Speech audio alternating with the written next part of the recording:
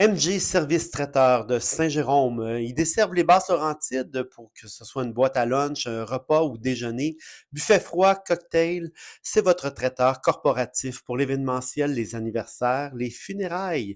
Alors, vous n'avez qu'à communiquer avec MG Service Traiteur pour de la fraîcheur, de la qualité, en abondance, un service personnalisé.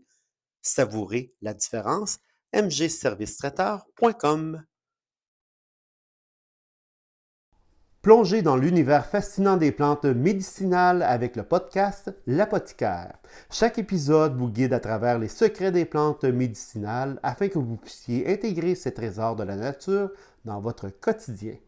Que vous soyez débutant ou connaisseur, L'Apothicaire vous propose un voyage sensoriel et scientifique au cœur des plantes médicinales bienfaisantes. Cette semaine, j'ai eu la chance de rencontrer Éric Duhem. Les hommes politiques, lorsqu'on les rencontre, ont souvent les mêmes points. Ils nous répètent beaucoup leurs points, leur analyse, les idées qu'ils ont, parce que c'est un de leurs objectifs, c'est de pouvoir nous les communiquer. Cette fois-ci, j'ai voulu, avec Éric Duhem, revisiter son enfance, sa famille, sa formation, les années qu'il a faites à la radio, pour essayer de comprendre l'homme derrière ce chef de parti politique. Ça a été agréable, ça a passé très vite. J'aurais pu, je le sais, je vous entends, lorsque le balado va se terminer, vous allez dire, j'en aurais pris plus, il me semble qu'avoir eu plus de temps, on aurait encore mieux appris sur l'homme. Mais je vous invite à l'écouter, ce balado, avec cette ouverture pour comprendre d'où vient Éric et où il s'en va avec ses politiques. Donc, je vous souhaite une bonne écoute.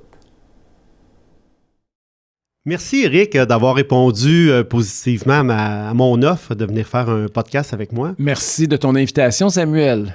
Puis, Éric, ce qui est particulier, moi, dans mes balados, c'est que j'espère que je peux contribuer à mieux faire présenter les gens, tu sais, qu'on les connaisse mieux.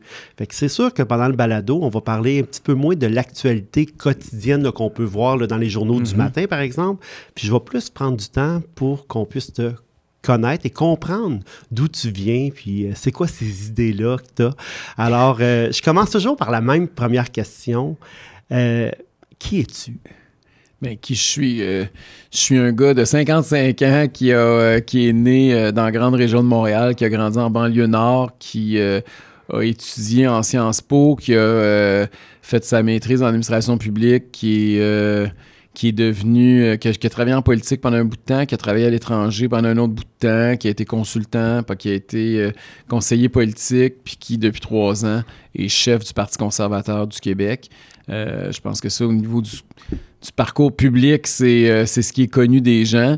Puis sinon, ben, sur le plan personnel, je suis quelqu'un je pense, qui est sensible, qui est près de ses parents, de son chum, qui aime beaucoup, qui est actif, qui fait du sport, qui court et qui s'intéresse beaucoup, qui est très curieux par rapport à l'actualité, par rapport à tout ce qui nous entoure et qui a passé une bonne partie de sa vie à faire avancer ses idées. Je pense que c'est comme ça que je me définirais.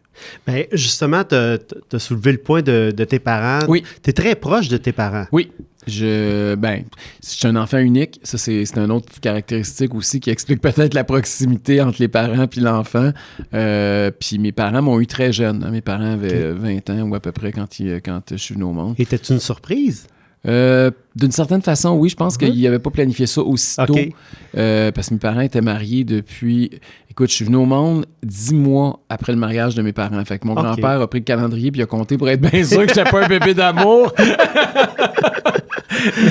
C'est rassurant de savoir que nos parents nous ont eu alors qu'ils s'aimaient beaucoup. Ah oui, puis ils s'aiment encore. Mes parents, c'est un couple très fusionnel. Puis même d'ailleurs, ça c'est une affaire peut-être qui m'a marqué aussi dans ma vie. Pour prendre ma place dans la famille, pour moi, ça a été un défi parce que mes parents sont très, très près d'eux. J'avais vraiment l'impression d'être le troisième. Là, je me suis jamais... j'ai toujours senti que d'abord et avant tout, ils étaient là un pour l'autre. Là. Est-ce que tu aurais aimé avoir un frère, une sœur ou partager cette vie familiale-là? Quand j'étais jeune, c'est quelque chose qui me manquait. J'aurais aimé ça parce que je voyais tous mes amis qui avaient des frères et sœurs, puis moi, j'en avais pas. Puis je me souviens même à un moment donné, là, je sais pas si tu te rappelles, mais il y avait des enfants ma tante avait accueilli deux Vietnamiens. Il y avait des enfants, des boat people qui arrivaient là, dans les années 70.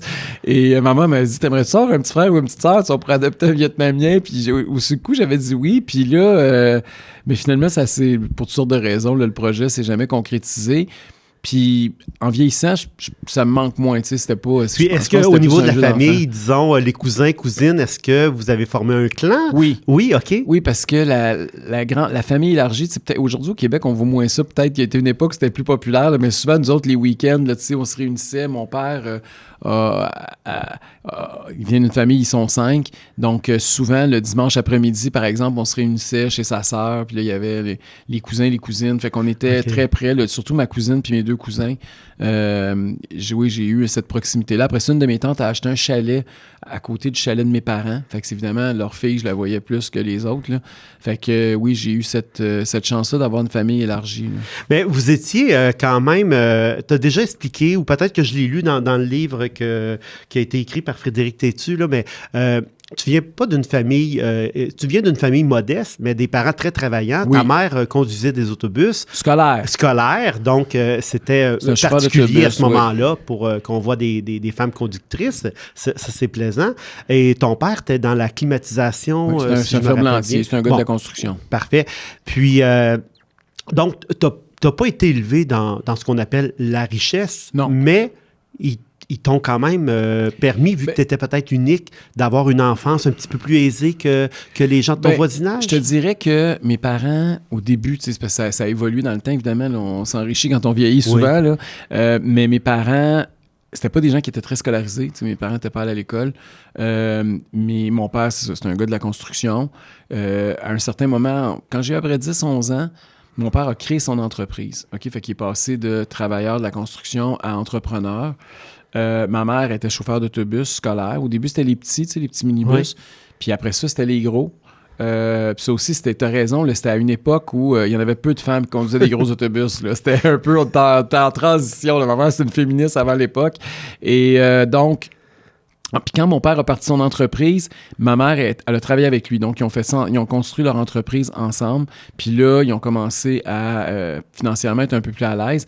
Mais pendant la majorité de ma vie d'enfance, on vivait dans un petit appartement, là, un 4,5, puis on était une famille bien ordinaire. Là. Puis ça a été... sauf que quand mes parents ont commencé à avoir un petit peu plus de revenus, une des priorités de mes parents, ils se sont beaucoup sacrifiés pour moi.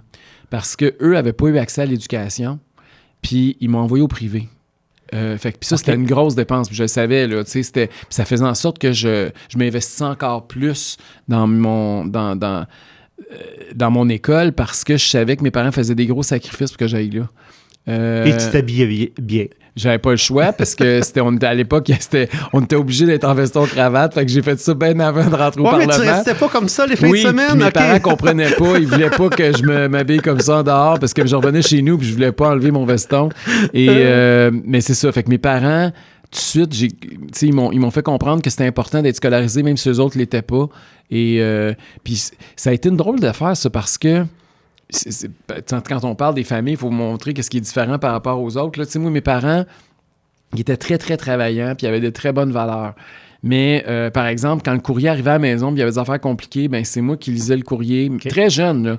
Puis c'est moi qui écrivais les lettres, ou qui faisait, ou qui payait toutes les affaires, ou qui écrivait. Tout ce qui avait besoin d'écriture puis de lecture, c'était moi qui s'en occupais. Après ça, mes parents, quand j'étais enfant, ils m'ont envoyé à la prématernelle en anglais. Oh, wow! Et j'ai appris à parler anglais à l'âge de 4-5 ans. Wow! Je revenais chez nous, j'étais toute mêlée parce que je parlais anglais le jour. Mes parents ne parlaient pas anglais. Mes parents n'ont jamais parlé anglais. Et j'allais donc par exemple, on voyageait. Mes parents, c'est des grands voyageurs. Mes parents, c'est probablement les personnes que je connais qui ont le plus voyagé. Ils sont tout le temps partis. Ils passaient des mois et des mois tous les ans à l'extérieur du Québec. Et quand on voyageait l'été, mettons qu'on allait aux États-Unis, on allait en Virginie, mettons, c'est moi qui sortais de l'auto à 10 ans pour aller demandé combien ça coûtait l'hôtel. Puis quand on arrivait au restaurant, c'est moi qui leur lisais le menu, puis qui leur disais, puis qui commandait à la serveuse. Fait que même si j'étais enfant, j'avais comme un rôle un peu particulier dans la famille. Vous étiez vraiment une vraie équipe. Ah oui, on était une vraie équipe. Puis eux autres, ils ont misé beaucoup sur toi. Tu sais que tu étais unique, mais aussi... j'étais leur prolongement. Puis tout ce qu'ils n'ont pas pu réaliser, mais moi, je l'ai fait. Fait que, tu sais, moi, je parlais anglais, moi, j'étais allé à l'école, Fait qu'ils ils ont beaucoup investi dans moi, mes parents. Puis, qu'est-ce que tu retiens, justement, de cette enfance-là, s'il y a un souvenir qui est vraiment beau à partager publiquement, quelque chose avec tes parents ou de ton enfance? Bien, mes parents, encore une fois, on avait des revenus modestes, mais mes parents, c'était des travaillants. Donc, ce qu'ils ont fait, ils ont acheté un terrain, même pas acheté, loué pour 99 ans dans le temps, un terrain à Saint-Michel-des-Saints, dans Haute-Lanaudière, parce que c'était loin puis ça coûtait moins cher. Puis mon père, avec des arbres du terrain, il a construit un chalet en bois rond, OK? Avec ses chums les fins de semaine. Et donc, c'était notre chalet que j'ai moi-même eu jusqu'à il y a quelques années à peine. Et ça, c'est mes plus beaux souvenirs d'enfance, c'est vraiment là que je les ai vécus parce que, pensez-y, tu es en plein milieu du bois, dans un chalet en bois rond. À l'époque, il n'y avait pas d'électricité, pas d'eau courante. Ben oui, il y avait de l'eau, il y avait un puits où il avait construit un puits, mais c'est comme la petite maison en prairie. Tu reviendrais-tu, toi, dans ce temps-là? Tu revivrais-tu ces années-là? J'aimerais ça. 1980, 1980. Ben, j'ai des beaux souvenirs. Ouais, moi, j'ai les vécu positivement. Il n'y avait pas de cellulaire, il n'y avait pas de tablette. Quand je voulais jouer, c'est là que tu vois comment j'étais curieux aussi. Hein? Ce que je faisais, là, j'essayais de trouver des livres. J'allais dans des librairies ou des bibliothèques. Puis là, j'essayais de trouver des livres sur les plantes dans le nord du Québec. Okay. Fait que là, je m'étais tout installé un truc. Fait que là, j'avais fait toutes mes recherches. Puis là, je plantais chaque plante. J'essayais d'avoir dans ma cour toutes les plantes sauvages de la place ou dans un cahier, ceux que j'étais prêt à garder là, vivant. Après ça, les cocottes, les branches d'arbres, tout ce que tu peux imaginer que tu trouves dans la forêt, là. Fait que je ramassais tout, puis j'essayais tout d'avoir... Tu sais, un enfant, aujourd'hui, ça s'amuserait plus avec ça. Non, là. c'est ça. Mais à cette époque-là, on faisait qu'est-ce qu'on avait avec ce qu'il y avait. Tu sais, c'était pas... Fait que c'était comme ça que Même les poissons, les sortes d'oiseaux, identifier les oiseaux. Tu sais, c'était tous des jeux pour moi. Ça m'a stimulé comme enfant. J'avais pas d'ordinateur, il y avait pas de technologie, mais il y avait la possibilité de s'émouvoir puis de se stimuler intellectuellement par l'environnement qui était autour de nous autres, c'est par la nature. Puis, quand est-ce que... Parce qu'après ça, il est venu le collège, bon, et tout ça. Quand tu étais jeune, tu voulais devenir quoi? Tu voulais pratiquer quoi comme métier ou profession? Là, tu veux vraiment que le monde te partagerait? Écoute, au début, je voulais être fonctionnaire. Tu voulais être fonctionnaire? Mais là, c'est... OK, Parce que je me disais, je vais travailler pour le gouvernement, je vais être un employé de l'État, puis je vais pouvoir changer le monde. Tu sais, donc, tu avais déjà cette idée. Oui, j'avais cette idée-là de pouvoir faire quelque chose, de pouvoir changer positivement la société, mais je pensais le faire par la fonction publique. Okay. Puis ça a duré longtemps, ce rêve-là, tellement que je me suis ramassé que j'ai été inscrit en maîtrise, que là, on était rendu loin. Oui. Là. Et j'étais en administration publique. J'ai fait ma maîtrise en administration publique. Puis le premier été, j'étais allé faire un stage à Toronto, au ministère des Arts et de la Culture, à la direction des Arts, pardon, au ministère de la Culture. Et après une semaine, je savais que je ne serais jamais fonctionnaire dans ma vie. Ça allait pas assez vite. Ça allait pas assez vite, puis c'était pire que ça. J'étais arrivé un matin à la cafétéria. Tu sais, il y a une cafétéria du ministère là, au premier étage avant de rentrer dans les alentours. Oui. Là. Puis là, eux autres prenaient le café, puis ça jasait, puis tout ça. Puis il y avait un gars qui était pas bien plus vieux que moi. Là, il avait pas 30 ans. Là. Il avait 25 ans, 27 ans, qui était à sa cafétéria, puis qui parlait à une de nos collègues qui était pas mal plus âgée. Puis il a commencé à y expliquer qu'il calculait le nombre d'années qu'il restait pour avoir sa retraite. Wow! Ça m'a déprimé complètement. Je me suis dit, c'est pas vrai que je vais passer ma vie dans une prison à attendre d'avoir ma retraite. Moi, c'est la dernière affaire qui m'intéresse, c'est ma retraite. Moi, je veux vivre ma vie. Là. Puis à la retraite, je verrai où est-ce que je suis rendu à ce moment-là. Mais je commencerai pas à compter les années, puis les mois, puis l'argent que je dépose à tous les semaines. C'est pas ça la vie. Là. Pour moi, c'était la mort. Donc, puis je voyais que c'était comme, pas valorisé, mais ça faisait comme partie de la culture organisationnelle un peu. T'sais. Tout le monde savait combien d'années qu'il lui restait avant de finir. C'était douloureux. Tabarnouche. Ils faisaient leur temps. faisaient leur oui, temps. mais moi, moi, je pensais que c'était une prison, que le monde calculait ça. Est-ce qu'on devrait se poser des questions, nous, comme société, de peut-être rendre leur fonction plus agréable ou de rendre la fonction publique plus attrayante, plus concurrentielle, plus compétitive, plus stimulante. Oui, parce que ce que tu révèles là, je veux dire, il n'y a personne qui va contester ça. Là. S'il y a quelque chose sur lequel tout le monde on va s'entendre, c'est ce que tu viens de dire. Là. Donc, je pense qu'il y aurait une réflexion à faire. Oui, il y a une grosse réflexion à faire. Puis même pour les individus qui s'embarquent là-dedans, là, c'est pas une vie, là. Mm-hmm. Fait que c'est ça. Ça, c'est juste pour revenir à la question de base. Ça a été un point tournant dans ma vie. À partir de ce moment-là, j'ai su que mon rêve de devenir fonctionnaire n'était plus un rêve, c'était devenu un cauchemar. Mais là, à partir de ce moment-là, il te faut un plan B. Et puis, j'ai vu que... J'ai jamais eu de plan de carrière. T'as pas eu de plan de carrière? Honnêtement, là... Tout ce qui m'est arrivé dans la vie, puis j'ai été très chanceux. Là. Oui, j'ai travaillé fort, puis oui, j'ai été bon dans ce que j'ai fait, là, mais il y a des opportunités qui sont présentées à moi aussi. Là, je suis quand même reconnaissant. Il y a des gens qui m'ont donné des chances à différents moments dans ma vie.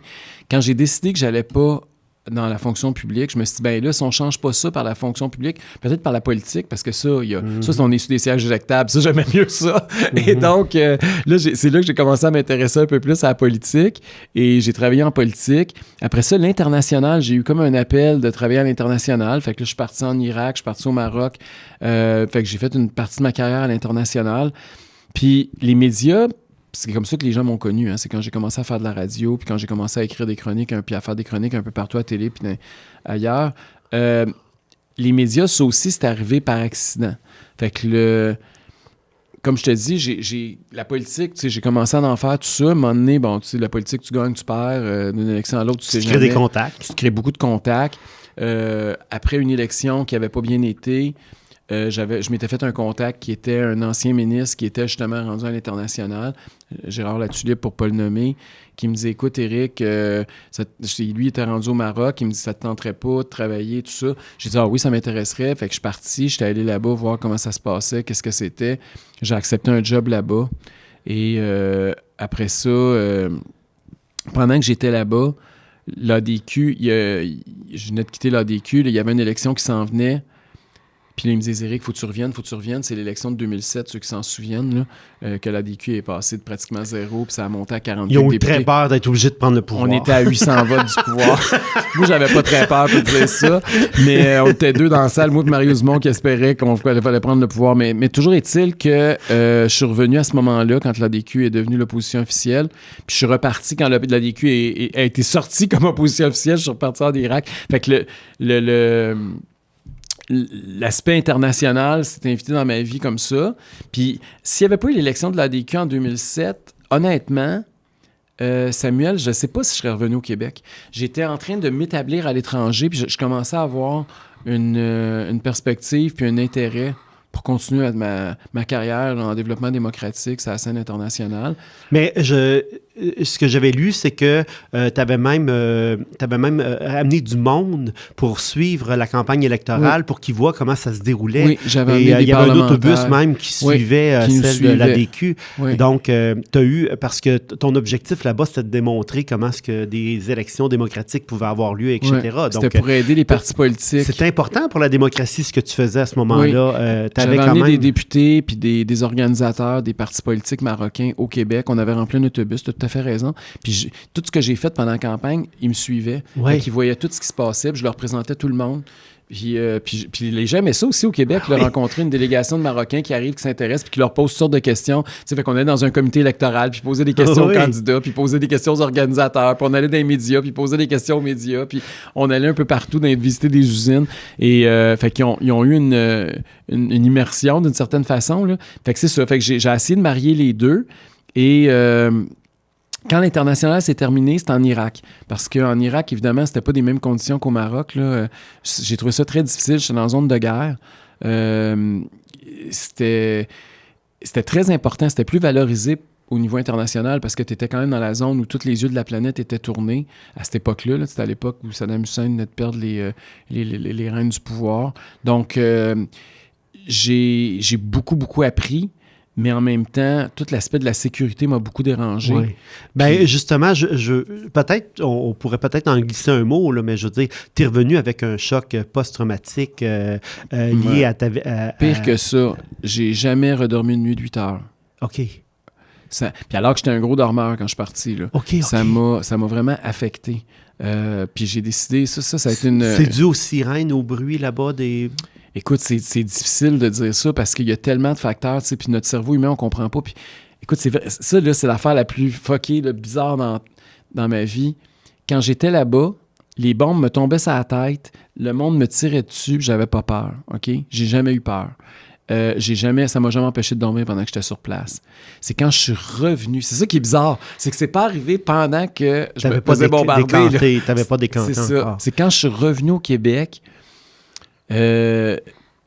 Écoute, quelques jours après mon retour, je m'en souviens très bien, là, j'étais couché dans la chambre chez mes parents parce qu'évidemment, j'avais plus d'appartement, j'avais plus rien. Ça faisait longtemps que j'étais parti à l'étranger. On sait que vous êtes fusionnés à l'ENO. Et, en plus, je prends ma douche avec mes parents, tout le monde sait ça. Tu t'adonnes bien avec tes parents. C'était même avant qu'Hydro nous dise qu'il fallait économiser l'énergie. C'est un précurseur. Aujourd'hui, c'est devenu très à la mode, puis tout le monde fait ça. Mais fait que j'étais chez mes parents et on dormait, puis dans la nuit, ils ont des sprinklers, je peux appeler ça en français, des gicleurs. Des gicleurs. Puis là, c'était en plein été, c'était au mois de juillet, puis à un moment donné, les gicleurs sont partis.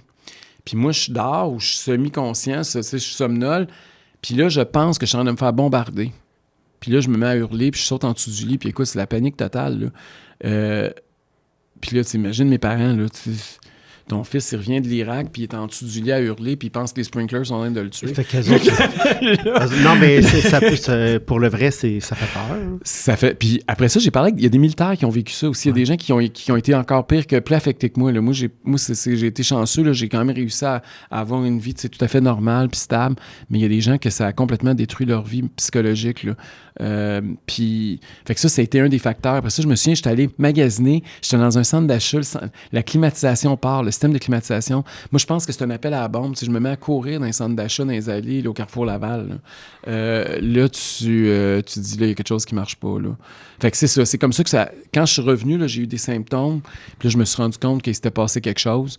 Puis c'est pour ça que, tu sais, les ondes de gaz, je ne retournerai plus jamais là. J'ai vu ça, j'ai vécu ça, je suis content de l'avoir fait, mais j'ai assez donné. Là. Ça fera plus partie. Puis quand je suis revenu à ce moment-là, pour continuer, pour expliquer pourquoi je suis à Média, le début de toute cette histoire-là, il y a un journaliste, Yann Bussière au Soleil, pour ne pas le nommer, qui a entendu parler par une amie commune que j'arrivais d'Irak. Puis à cette époque-là, rappelle-toi que la guerre en Irak, les Québécois, il n'y en a pas qui sont allés là parce que le Canada n'a pas participé aux efforts de guerre contre l'Irak. C'était une guerre qui était essentiellement américaine. Et le Québec, le Canada, n'a pas participé. Donc, il y avait des gens, par exemple, on a beaucoup de Québécois qui sont allés en Afghanistan, mais en Irak, il y en a très, très peu ou pratiquement pas. Puis là, ça l'intéressait qu'il y ait un Québécois qui était là-bas. Puis là, il voulait me faire une entrevue. Puis au début, j'y ai dit non. Puis là, finalement, j'ai repensé à mon histoire. Puis je dit, oui, non, pourquoi pas. Fait que je l'ai reçu à dîner un midi.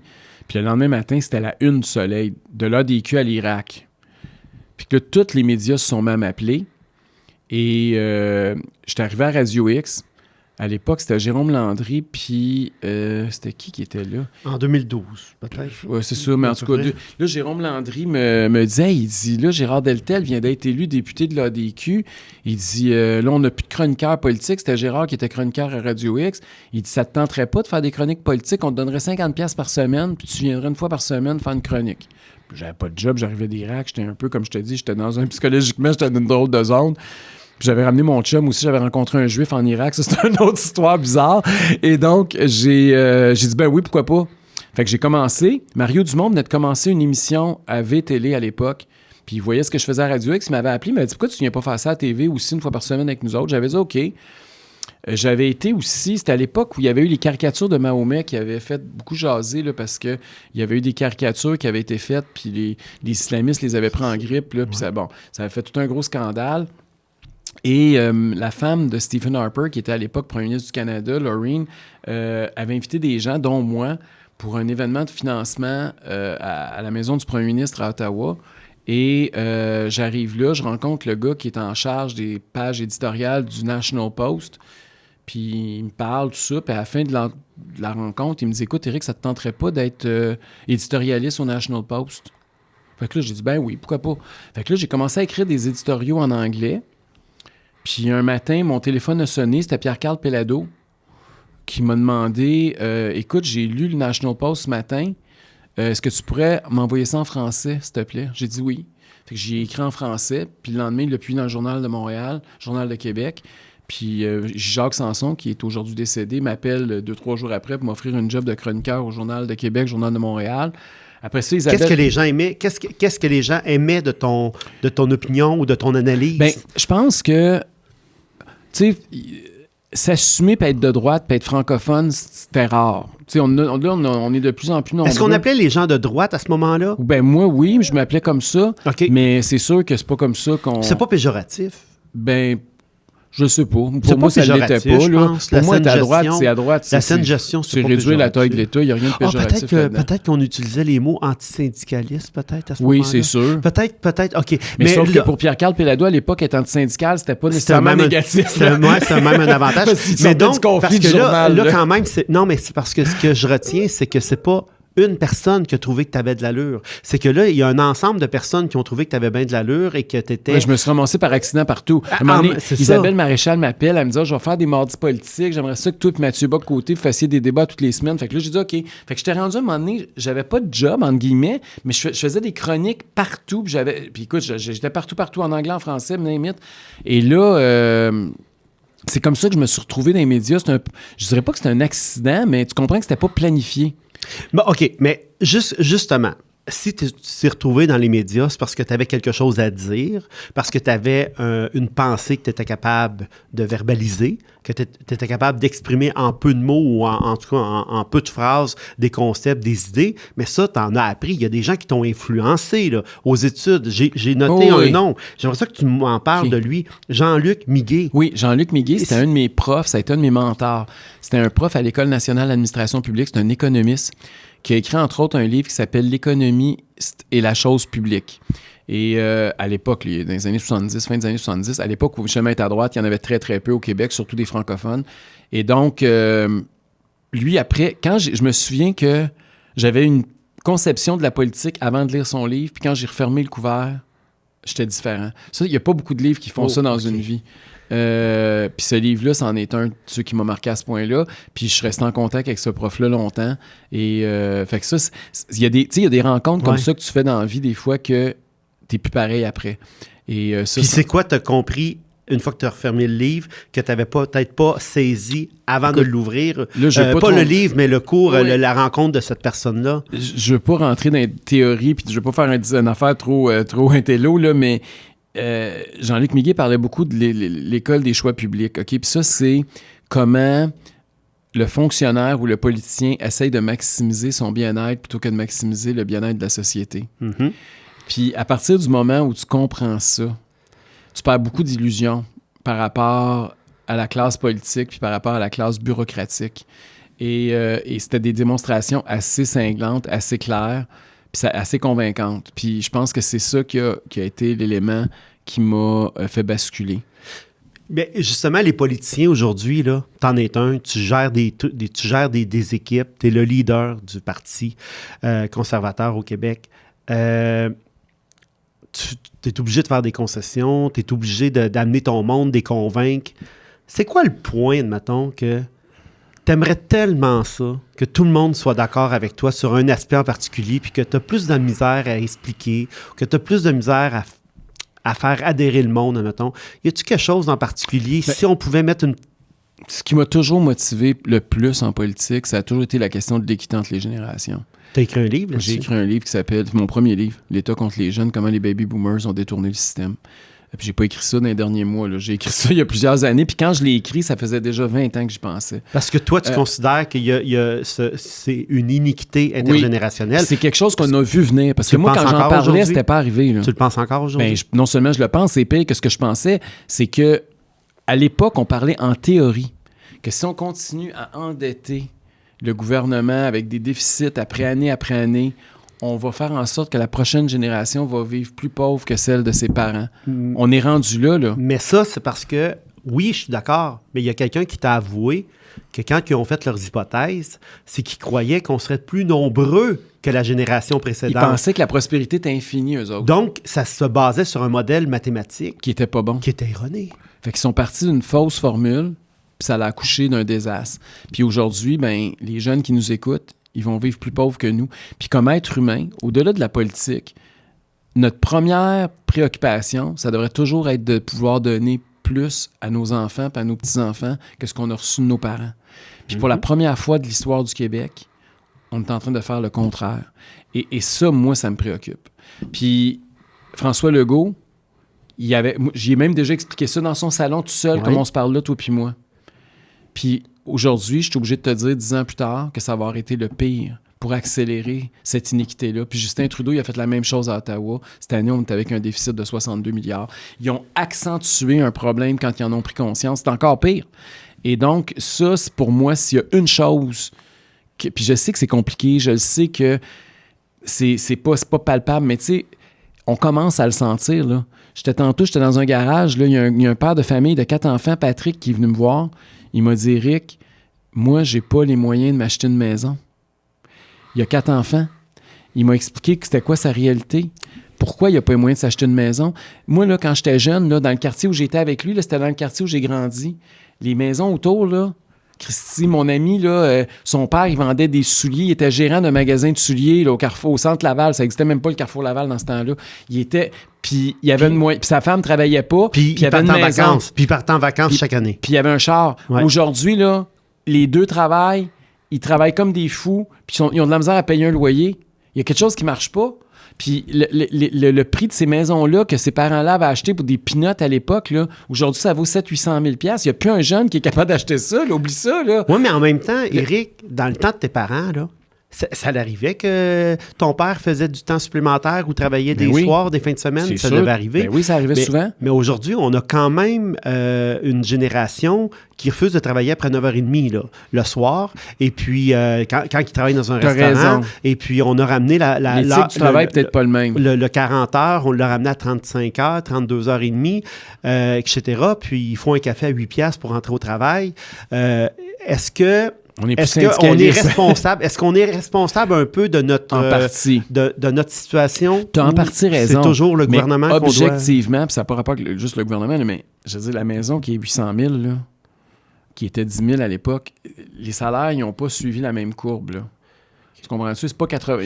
Les gens ne gagnent pas 80 fois le salaire. Pourquoi que les jeunes t'écoutent pas les 18-34? Pourquoi de plus en plus? Pourquoi qu'il y en a 59% qui veulent pas savoir rien de nos idées, nous, des gens de la droite, et ils veulent avoir un modèle socialiste, communiste? Tu as raison, jusqu'à un certain point, parce que jusqu'à récemment, effectivement, la jeune génération était très solidaire. Sauf que là, ce qu'on voit, c'est qu'elle est de plus en plus conservatrice. Moi, si Pierre Poilievre gagne, c'est à cause des jeunes. Là. S'ils gagnent la prochaine élection fédérale, ça va être à cause des jeunes. Les jeunes votent beaucoup plus conservateurs aujourd'hui que leurs parents. C'est la première fois depuis qu'on voit des sondages puis des élections au Québec et au Canada que les gens plus à droite sont plus jeunes. Avant ça, c'était toujours le contraire. On disait quand t'es à 20 ans, si t'es pas communiste parce que t'as pas de cœur, puis à 40 ans, tu l'as encore, t'as pas de tête. Mais aujourd'hui, c'est plus ça. Aujourd'hui, c'est ça à 20 ans, t'es pas conservateur, c'est parce que t'as pas de tête et t'as pas de cœur. C'est pas... Mais, OK. Je comprends par rapport à ça. Mais tu as été recherchiste au bureau de Lucien Bouchard. Oui. Comment t'amenais tes idées à Lucien pour que justement, ou c'est Lucien qui t'amenait des idées, c'est M. Bouchard, c'est-à-dire qu'il t'amenait des idées, puis que tu devais confirmer, que tu devais trouver des trucs pour confirmer ces idées, ou c'était le contraire? Est-ce qu'un politicien comme M. Bouchard, justement, prenait le pouls de ce qui se passait? M. Bouchard, c'est un libre penseur. Hein? C'est un cas à part. Mais tu étais recherchiste pour lui, donc j'ai travaillé pour plusieurs chefs okay. aussi. Là. J'ai travaillé pour Michel Gauthier à l'époque. Oui, mais lui m'intéresse, Lucien Bouchard. Mario Dumont. Lucien Bouchard, honnêtement, j'avais moins de proximité avec lui. Premièrement parce que j'étais très jeune puis il était plus âgé. Fait que déjà, c'était pas comme Mario, que c'était mon chum ou à peu près, il avait le même âge que moi. Puis l'affaire, c'est que quand tu es recherchiste, tu as comme un filtre. Hein? C'est que les chefs, ils ont souvent des filtres, puis là, ça monte, mais c'est rare que tu peux arriver puis argumenter puis convaincre. Tu sais plus souvent que on te donne des ordres en disant voici ce que toi tu vas faire puis trouve-nous telle affaire. C'était plus ça mon job à l'époque. Là. J'avais pas l'expérience pour être celui qui proposait les idées. Tu sais, j'étais plus là pour faire la recherche, justement. Mais je voyais quand même comment le processus fonctionnait. Tu sais, c'est ça qui m'intéressait. C'est pour ça qui a fait que j'ai monté avec le temps à ce niveau-là. Puis les gens pensent qu'il y a une façon de faire pour monter les idées, mais ce que je me rends compte avec le temps, c'est que y a pas, ça n'existe pas sur papier, ça, là. Hein? C'est très, très intuitif, puis ça varie beaucoup dans le temps, puis en fonction des individus, puis des sujets. Il y a des fois des bonnes idées qui montent, qui viennent, tu sais. Moi, ça peut arriver là, qu'une personne vienne me voir dans un rassemblement, puis elle me souffle quelque chose à l'oreille, puis avoir plus d'impact que quelqu'un qui me donne un document, puis quelqu'un qui travaille pour moi, payé pour me produire. Je ressens ça chez toi, cette proximité, justement, avec, c'est-à-dire la bienveillance que tu as justement pour le père, la mère de famille, qui traite sa vie de famille, qui a des conditions, qui a des limites, qui a un certain pouvoir, mais qui est limité par ce que on offre comme société. Je te sens très proche de ça. Ben, Est-ce que... fais de la politique pour eux. Si t'es pas là pour eux autres, tu fais pas de politique. Là. Je veux dire, c'est super important. Il y a des gens qui aiment ça, payer des focus groups, payer des sondages, mais la meilleure façon de faire un sondage puis un focus group, c'est de parler au monde. Quand tu es sur un coin de la rue, là, quand j'étais au garage tantôt, là, en train d'attendre pour mon pneu qu'il soit changé, là, ben, les gens avec qui j'ai parlé dans la salle d'attente, là, c'était bien des sondages, ça. Puis c'était bien des vécus, bien des émotions. Puis pour moi, c'est beaucoup d'informations que j'ai accumulées. Fait que t'es pas allé t'enfermer dans un bureau pour travailler, t'en as profité pour jaser avec le monde. Puis j'ai la chance d'avoir une notoriété, fait que les gens me reconnaissent, fait qu'automatiquement, tu as comme un lien. Souvent, ils vont me tutoyer, ils vont m'appeler Eric, ça, c'est déjà une grosse affaire positive. Qui te le disent, qui sont pas d'accord avec toi? Ben oui. Puis qu'est-ce qu'ils te disent? Comment est-ce qu'ils verbalisent, ça? Ben comme gars, tantôt, tu vois, dans la salle, il y en avait un autre qui est venu me voir, il me dit, ouais, dis-toi, tu vas falloir que je te jase, là. Il dit là, mais c'est vrai que politiquement, il dit, moi, j'ai voté pour Legault pour la dernière fois, mais il dit là, je suis déçu. Puis là, je sais plus pas en tout qu'est-ce qu'il faut que je fasse, là. Fait que là, il a commencé, il était pas d'accord avec moi, là, mais il voulait juste comprendre c'était quoi être conservateur. Il était pas... Lui, il avait voté Legault, tu comprends qu'il partait de loin, là, mais quand même, à la fin, je sais pas s'il va voter pour moi ou pas, puis à la limite, c'est pas important, là, mais... oui, c'est important. Ben non, mais dans le sens qu'il peut voter comme il veut. Oui, tu lui donnes ce droit-là. Il a sa liberté à lui, là. Ça. Mais moi, j'ai juste donné ma perspective, puis après ça, ben, c'était à lui à faire sa décision, à prendre sa décision. Mais pour moi, c'est important de faire ça.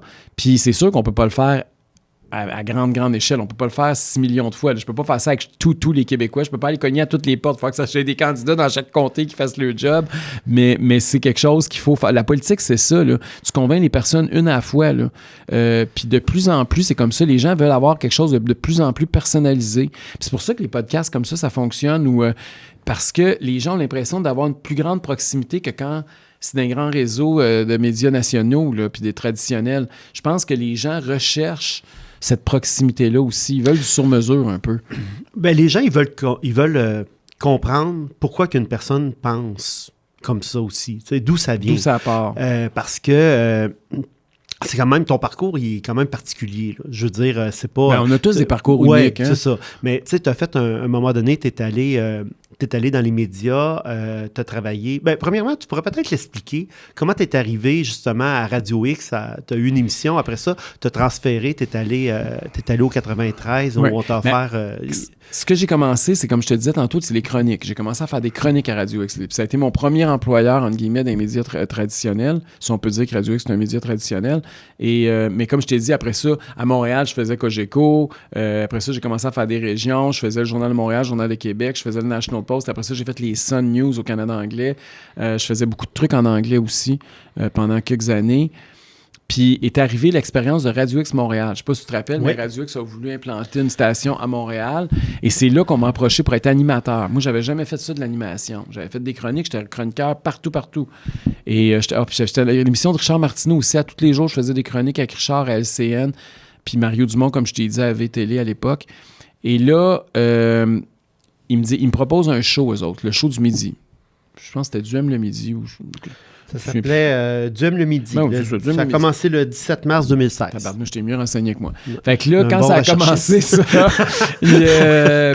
c'est comme ça que ça a parti. Puis au début, c'est stressant un peu. Là, j'espère que c'est ça. Quand tu sais pas comment ça fonctionne, puis...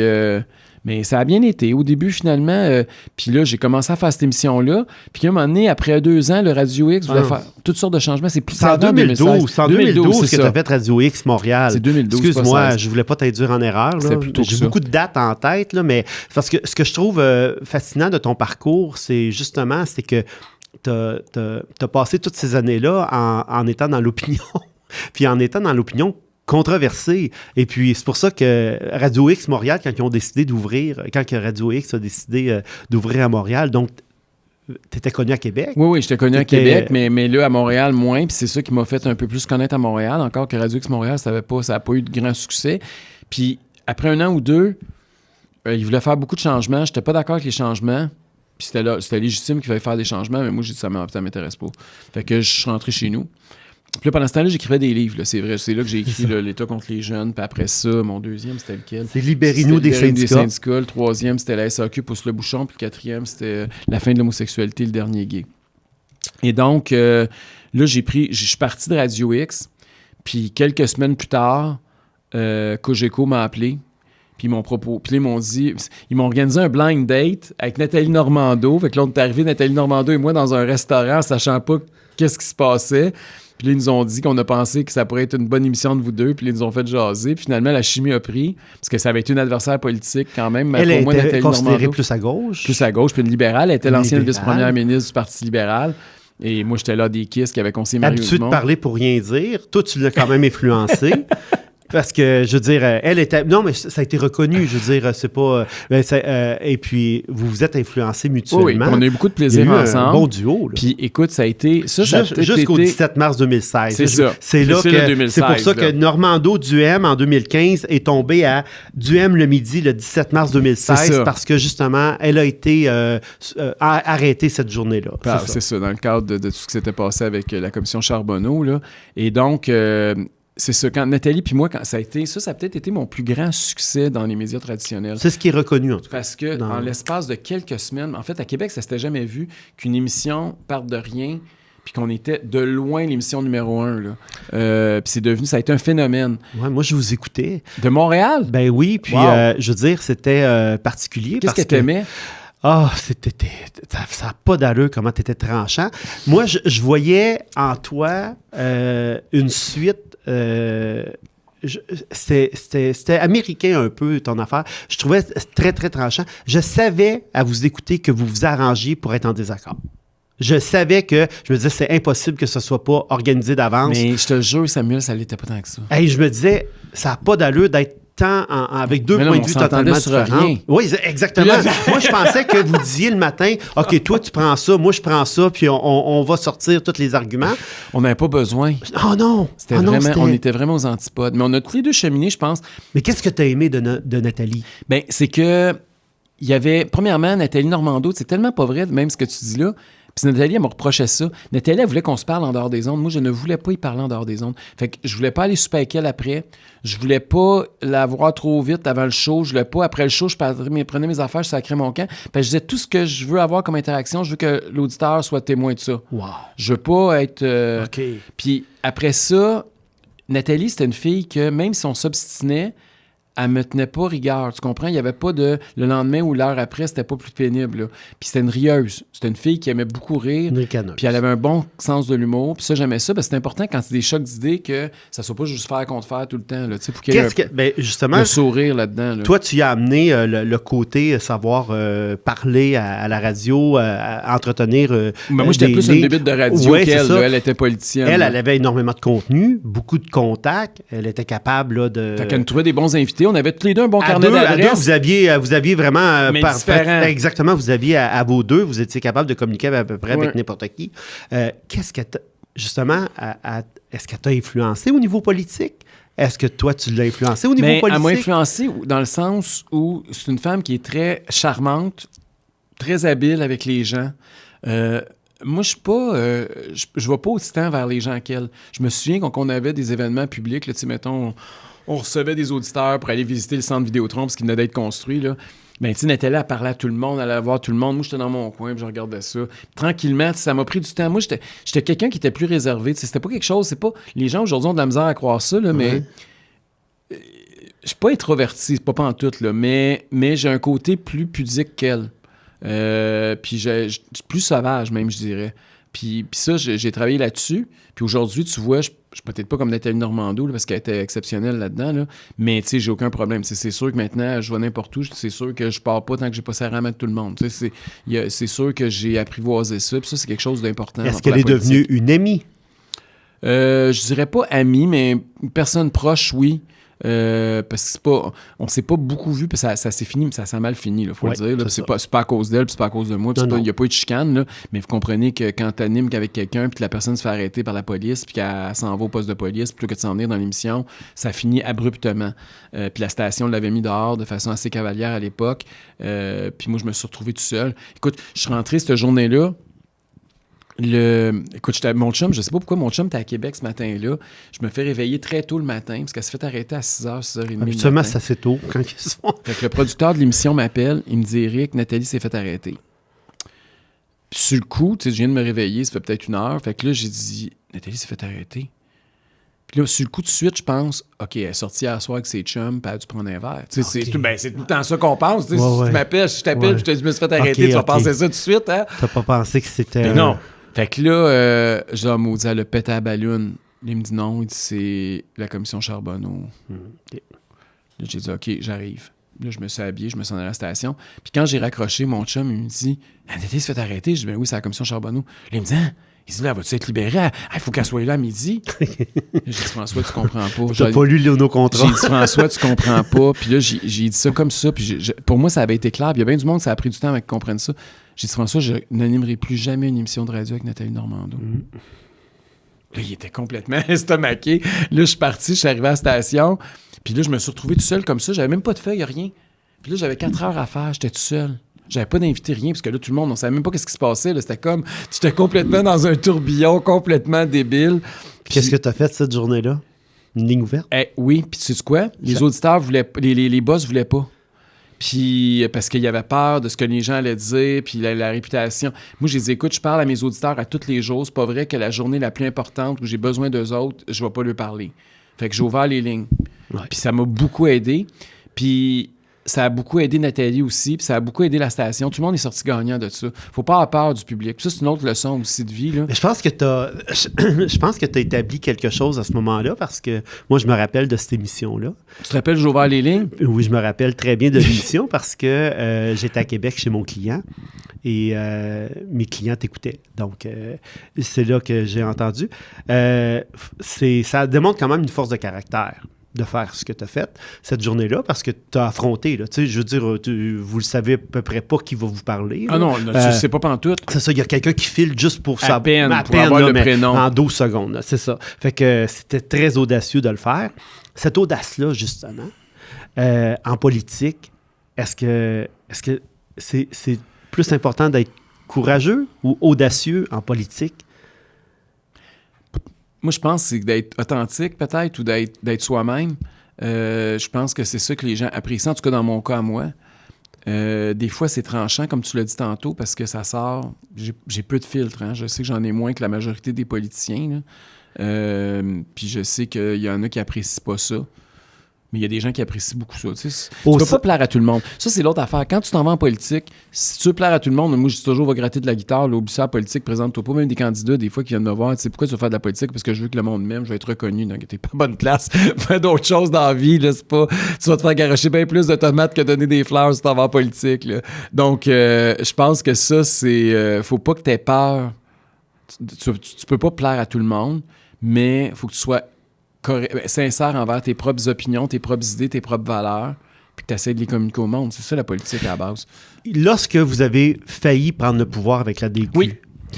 2007. Ça, là, à ce moment-là, moi, je me rappelle... C'était-tu ton idée, ça, les 100 idées en 100 jours de Mario Dumont? Non, c'était pas ton idée? J'avais travaillé là-dessus. Moi, je me rappelle de ça, là, puis je trouvais ça le fun, tu sais, il expliquait ses affaires, même avec un tableau blanc, bien fait. Tout le monde en parle.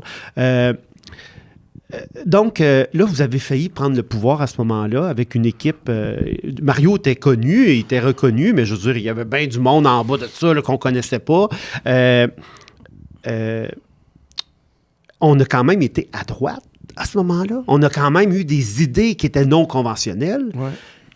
Qu'est-ce qui fait qu'à ce moment-là, c'était quelque chose de plausible, puis aujourd'hui, c'est comme, on dirait qu'on est mal vu d'être plus centre-droit. D'abord, Mario Dumont, quand il y a eu l'élection de 2007, il y avait André Boisclair qui venait d'arriver chef du Parti québécois, relativement impopulaire. Il y avait les libéraux qui commençaient à être usés. Il y avait quand même une conjoncture. Il y avait Mario Dumont qui, personnellement, avait quand même un capital de sympathie, qui avait été tout seul longtemps comme député de l'ADQ. Région, peut-être? Est-ce que les régions ont aussi, aidé plus francophones, c'est sûr. Mais Mario il était populaire. Puis il représentait aussi une nouvelle génération, autant au niveau des idées que physiquement. Là. Puis je pense qu'il y avait ça. Puis ce qui était triste avec l'ADQ, c'est qu'on n'a pas été capable de galvaniser, d'utiliser cette énergie-là pour faire avancer nos idées. Puis ça a été une leçon que j'ai tirée de cette époque-là, parce que on avait une équipe qui était relativement faible, puis on a eu un gouvernement minoritaire où les médias se sont mis à beaucoup nous attaquer sur l'équipe, puis ça a fini en queue de poisson. L'ADQ est parti de quoi? 41 députés à 7 députés en 2008.